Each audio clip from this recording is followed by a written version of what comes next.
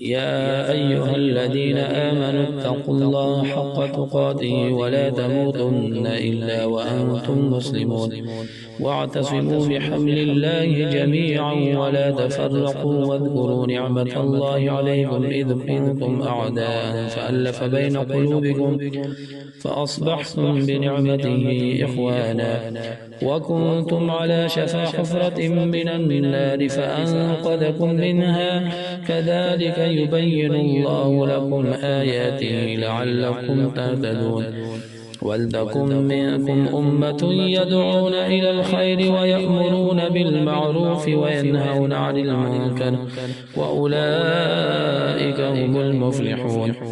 ولا تكونوا كالذين تفرقوا واختلفوا من بعد ما جاءهم البينات وأولئك لهم عذاب عظيم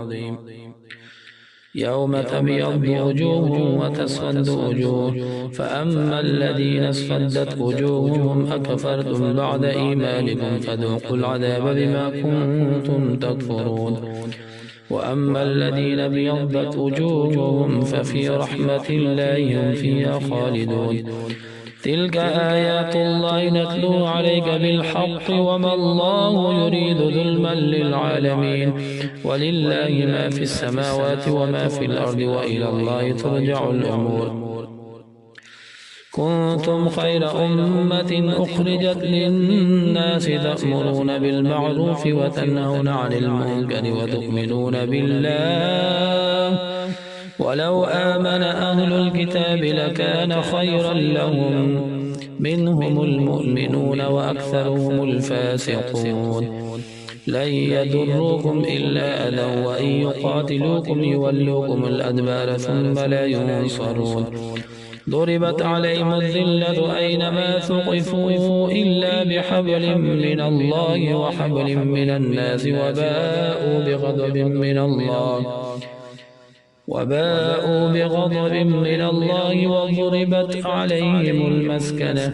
ذلك بأنهم كانوا يكفرون بآيات الله ويقتلون الأنبياء بغير حق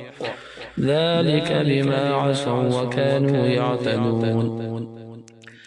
ليسوا سواء من أهل الكتاب أمة قائمة يتلون آيات الليل آناء الليل وهم يسجدون يؤمنون بالله واليوم الآخر ويأمرون بالمعروف وينهون عن المنكر ويسارعون في الخيرات وأولئك من الصالحين وما يفعلوا من خير فلن يكفروه والله عليم بالمتقين إن الذين كفروا لن تغني عنهم أموالهم ولا أولادهم من الله شيئا وأولئك أصحاب النار هم فيها خالدون الله أكبر الحمد لله رب العالمين الرحمن الرحيم مالك يوم الدين إياك نعبد وإياك نستعين اهدنا الصراط المستقيم صراط الذين أنعمت عليهم غير المغضوب عليهم ولا الضالين